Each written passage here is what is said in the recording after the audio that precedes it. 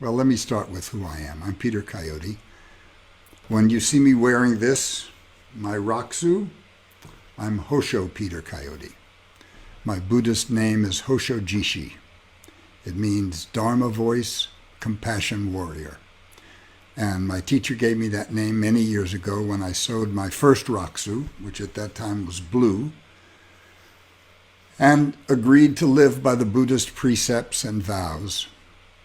And then later when I became a priest, I sewed a black one, and now I have a brown one because I'm transmitted, which means my teacher has liberated me from his authority and turned me loose on the world, which is why we're here. So the purpose of this little talk is going to be about meditation. I've been practicing for almost 50 years, and about 15 or 18 years ago, my teacher asked me to start teaching, and I said, I can't do that. You know what an idiot I am. And he said, look, there'll be people behind you that you can help, and people in front of you that you'll learn from. So that's the spirit in which I'm talking today. There are people behind me that I can help. There are people ahead of me that I can learn from. And I haven't really done a lot of public teaching for a reason. Where I live in Sonoma County, you can swing a cat and hit a teacher of some kind.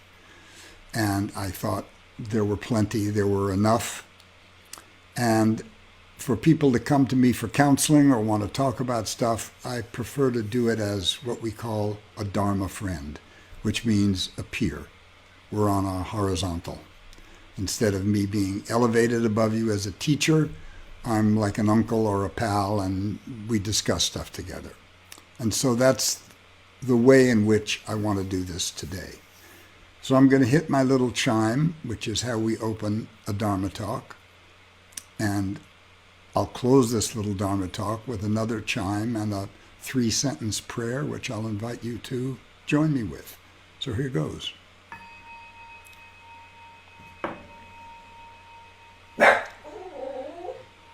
That's Chico barking in the background.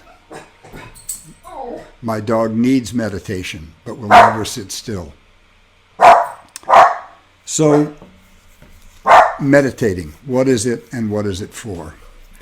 First thing it's for, which most people overlook, is the body. So let's talk about the body a second. And while you're listening to me, I'd like you to make a decision of how you're going to sit. If you want to sit on the floor with your legs crossed, like Indian style, fine. Put a pillow, something firm under your butt. It'll raise your butt, tip your legs like that so that you can keep the curve in your back. If you're in a chair, move to the front edge of the chair. Don't lean back against it. Sit up straight. One of the most important things is to be steady. So if you're sitting with crossed legs and your knees are jacked up in the air, shove little pillows under them. We use little support cushions all the time in the Zendo when we sit, because you want the body steady. You want it immobile. So once your hips are firmly planted on something, there's no wiggling, no instability, then raise your head as if a string was pulling it up top, straight up, no tension, and tip your chin just enough so that you can feel the back of your neck lengthen. So you're pulling your head back over your shoulders, so everything's lined up. Okay, that's the posture. That's a straight spine. It allows energy to run unimpeded, and it also stills and calms the body, which is one of the big points of meditation. We think of meditation as being just for the mind, but the mind doesn't exist by itself. The mind exists in the body. And when we sit still and when we diminish movement, we diminish input to the mind. And the mind gets to calm down and rest on its own.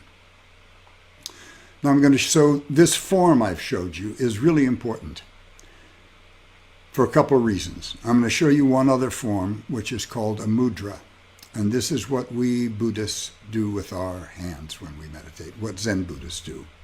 So left or right hand, you take one of your hands and you put it up like this. I can't find the camera. In your lap. And then you take the other hand and you put this knuckle in the inside of the hand like that, and you turn it upside down, and you make a nice, soft, fat circle. Doesn't look soft, doesn't look fat, because my arms are twisted. I'll stand up so you can see it. It should look like that. I should be able to pull a piece of paper between your thumbs. Now, there's a reason for this. Some people sit like this with their hands on their knees. Some people put their hands on their knees. We do this. This mudra is really your attention gauge. If your thumbs separate, it tells you that your attention has lapsed. If your circle collapses, it tells you your attention has lapsed. And it's the same with your posture. We do these forms not because it's a rule or because there's a guy behind you with a stick that's going to smack you, but because it's the only way you can know how you're doing. If you don't have a standard against which to measure, you just don't know. Is my posture okay? Am I sitting right? Am I steady? Am I solid? Is my mudra in good shape? Okay. That's just the very beginning. Once you're sitting upright and solid, you relax your stomach. Just let it pooch out. Because that's where deep breaths are drawn from. When your stomach's pooched out, your diaphragm can drop, your lungs can fill all the way. Now, I mentioned tucking your chin just a little bit, right? So then let your eyes go down at about a 45-degree angle in front of you. And as you sit, just let them go out of focus. We don't close our eyes in Zen practice. And the reason is, we're not trying to leave the world. We're in this world. And as one of my friends and teachers once said, Darlene Cohen, Zazen is the perfect posture for sleeping. I've fallen asleep so hard that I've pitched forward and hit my forehead against the wall in the Zendo. That usually happens when you're sitting, for a week, 10, 11 hours a day. But by keeping your eyes open, it helps you stay alert. And you can regulate how alert you are by how open your eyes are. If you find your eyes are at half cast and you're starting to drift off into dreams, just open them up more. And that will wake you up. It will help you. Okay, so posture, hips are steady, back is straight, chin's tucked a little bit, eyes are down 45 degrees. Now your breathing is just natural. And what we do in Zen for a long time, it's not a question of being a beginner or not, is we count our breaths. And this is the way we do it. The inhale takes care of itself. If you don't inhale, it means you're dead. So you don't have to continue watching. Once you've inhaled, you just exhale very gently through your nostril and put all your attention to feeling that stream of air coming out past the edges of your nostril. And as you do that, count to yourself 1, all the way through that breath. That breath is 1. And that breath is what's locking you into the present moment. When your attention is fixed on that breath, you cannot get more present. You're not drifting off into daydreams or fantasies or snuggling that Eskimo woman. So the second exhale is 2. Just 2. You're not on your way to 3. You're just 2. Right now, this breath. And if you let every breath pass out of your nose as if you were taking really good care of it, as if you were sending it to the world with your blessing, by the end of a 20-minute meditation or 30-minute meditation or even 10 minutes, you'll feel really refreshed. So you count up to 10 and then you start over. Most people will never make it to 10. It's okay. The important thing is that when you make a mistake, you don't berate yourself. You don't judge yourself as faulty. I once went to my teacher and said, my zazen was perfect today. I counted to 10 every time. And he looked at me like I was an idiot, meaning it's not the point. But by staying focused on your breath and returning to it when you do get distracted, you will get distracted. And one of the first things you'll learn is how busy your mind actually is. But that's okay. That's your mind. That's your life in this moment. That's not a problem. Your mind will slow down on its own, I promise you. If you sit still, if you don't scratch and fidget and keep adjusting yourself, if you just plant your hips, straighten your spine, tuck your chin, relax your stomach, keep that little mudra, and breathe, your mind will slow down. It may not slow down today, but I promise you by the end of a month, if you do this every day, you'll find a sense of internal spaciousness, a sense of openness, and you'll find that you're less disturbed by the thoughts that you have. So when we exhale, one day, every one of our lives is going to end with an exhale. You could say we're practicing for that moment. We're practicing calmness and focus and presence for that moment. We don't have to worry about the inhale. The body will inhale. If it does, we can rejoice that we're alive. Keep going. You must be doing something right. Now, there's a couple traps to watch out for. Anyway, that's sitting zazen. That's what it is. And just doing it over and over again, you're training the mind like you train a puppy. You're training the body like you train a puppy to resist impulses, to resist fidgets.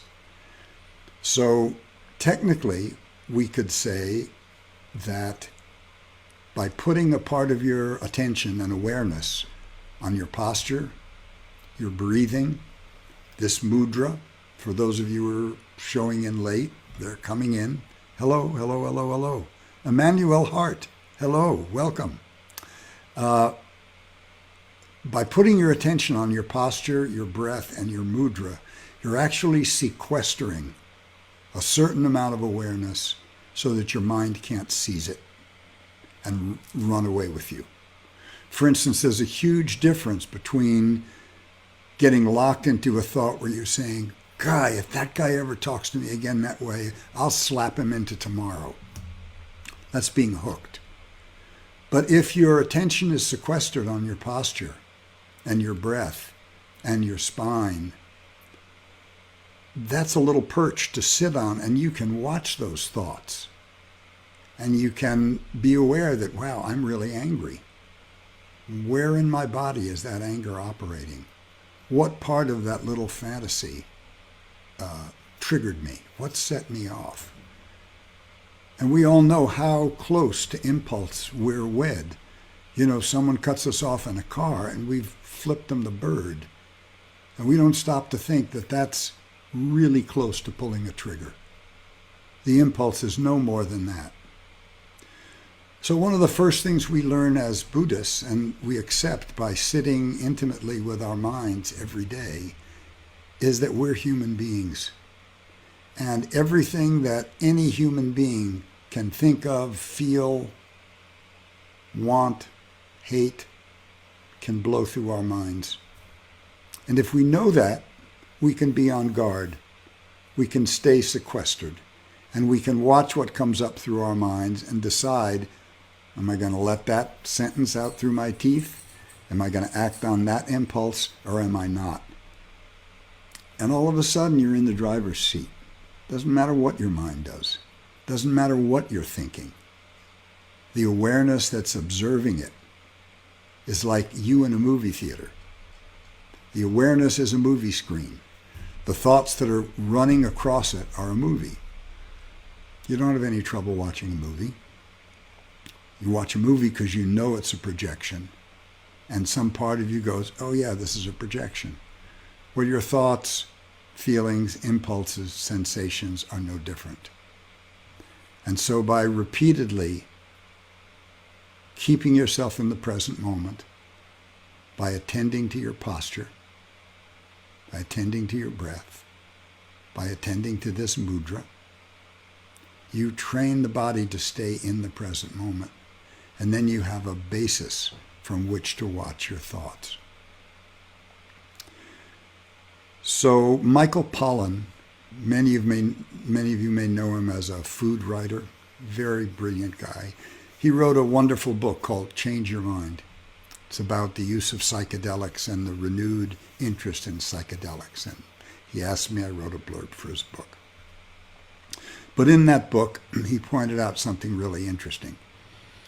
There's a part of the brain called the default mode network.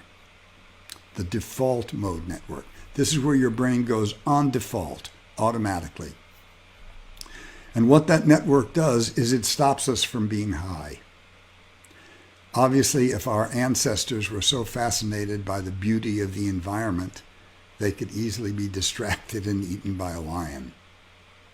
So we've kind of put a telescopic focus on the brain, and we decide kind of what our universe is. We've named it. We know all the names. We know all the words. And that naming saves us a lot of energy. Once I say tree, I don't actually have to experience that tree over there in its fullness and its variety and all its interconnections. Don't have to do it. I know it's a tree and I can get on with what I'm doing next. Well, the default mode network relaxes when you take psychedelics and when you meditate. It turns off.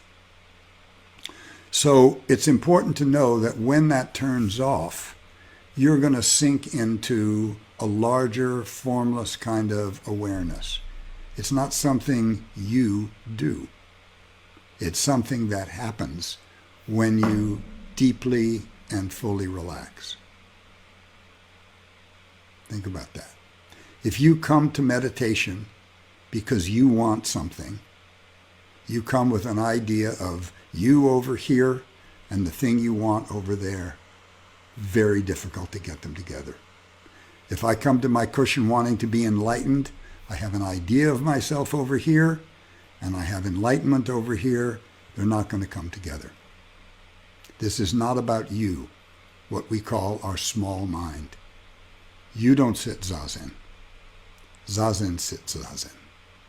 So the best thing you can do, and the reason we have these forms, and the reason they seem a little strict to many people, is because they're extremely helpful in keeping us still and focused and ready to relax, deeply relax. And when we relax, it relaxes. That little self that frets us and worries about us so much. And when it relaxes, we merge into big mind. It's like imagining the back of your head opens onto infinity. So this is a serial progression. The more you do this, the better you get at it. You want to try to do it every day. You want to try to do it at the same time every day. Doesn't matter if you do it in the morning or at night. I like to get up a half hour earlier and sit before I've done my day so that I've taken care of myself first. If you don't think you can do 20 minutes or 25 minutes, take a cookie timer, set it for 5 minutes. There's a wonderful little app I use when I travel. I don't know if it's on a Android phone, but I know it's on an iPhone, and it's called Insight Timer. It's free. And you download it, and it's got 7 or 8 chimes that you can pick to start your meditating session. You can set the duration. You can see how many people in the world are meditating. It'll keep track of how often you do it. And to me, it's an invaluable little tool. The chime tells us that we're in sacred space, this little sound. And everybody who hears that little sound, except my dog, who thinks it's the doorbell, everybody who hears that is in the same space.